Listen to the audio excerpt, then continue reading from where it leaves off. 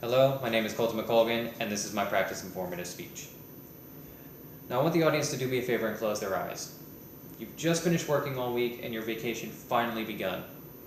Now I want you to imagine your perfect paradise, whether it's the perfect beach in Mexico or skiing down the snowy mountaintops in Alaska.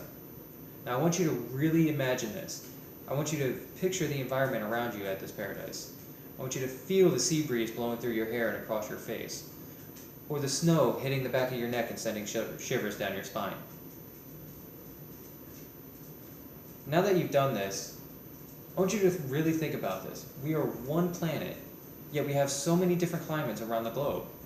What causes this? What causes these extreme climates, and why do they differ so much? Well, the answer is simple. It mainly has to do with our oceans. The purpose of my speech today is to inform you on the ocean's crucial behaviors on how it absorbs the heat, how it creates a stable climate for us to live in. To do this, I'll be going over the importance of its ability to store and absorb heat, and I'll also go over the crucial ability of the current to distribute this heat around the globe. So to begin with, I want to start with its ability to store heat. Did you know that almost 98% of the sun's rays that hit us are absorbed into the ocean? This is important to think about because this direct sunlight obviously warms the temperature of the water. However, as most of us have already learned in some science class down the way, that the Earth doesn't actually rotate on a vertical axis. However, it's actually tilted, creating an uneven burn, if you will. Now, if you look at my first chart here, up here on the left, you'll notice that the middle of this is bright orange, reds, and yellows. Now, what this chart represents is the temperature of the water in that area. This is due to that tilt in the axis, and the amount of direct sunlight that area of the globe is getting. Now, as it gets this direct sunlight, the temperature of this water greatly increases. Now, what happens to this water? Does it just stay there? No. Think about boiling a pot of water for raviolis or spaghetti. Once this water hits a certain temperature, it tends to evaporate and turn into water vapor. As this vapor enters our atmosphere, it tends to cool down, creating precipitation, which we see in the form of rain, snow, even hurricanes if the time is right.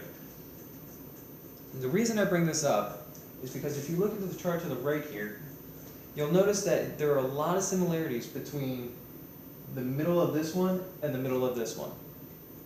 However, what this one actually represents is the annual amount of precipitation in that area of the world. Notice how, by correlation, the hotter the water is, the more precipitation that area of the globe gets. This is important to understand because once this precipitation, these rain clouds are formed, it is up to the wind currents to distribute this rain around the world, which is why, if you look north and south, we tend to not have as much, whereas in the middle we tend to get about 13 inches a year. However, it's not just the wind currents that tend to be important when it comes to the climates around the world. When I say ocean current, most people don't really understand what it really is. They think of riptides at the beach. What a current actually is when you have two conjoining bodies of water, one warm, one cold. And the current is formed when these two bodies hit each other. This is shown in the chart down here on the bottom left. As this cold water meets this warmer water, it creates a disturbance. What this disturbance is, this is the warmer water rising to the surface, whereas the colder water is pushed beneath into the deeper water. Now, the reason this is important is because if it weren't for these currents, this heat wouldn't go anywhere. It'd be like sitting in a bathtub that is way too hot. If you look at my final chart here, this shows the transfer of heat throughout the globe through our currents. Notice how as we're closer to the equator, we can still get the bright orange, reds, and yellows that we see in this chart up here.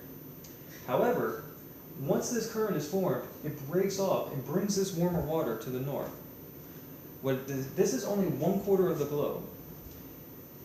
If you further do research, you'll notice that not only does it go to the North Pole, but it also brings this colder water down towards the equator from the cycle that we see in this one. The importance of this is this tends to act as the world's thermostat. regulating the temperature around the globe. I mean, yes, the more north you get, the colder it will be, and the closer to the equator you get, the warmer it will be. However, if it wasn't for this heat transfer, the equator would be much, much hotter, whereas the north and south poles would be much, much colder, to the point where it could not sustain life. We would become human popsicles or human kebabs. So in summary, if it weren't for the water's ability to absorb the heat that the sun radiates, we would end up living in essentially just an ice cube, a cold rock floating in space. However, this warmer water needs to be distributed around the world. So to thaw us out, we have our currents.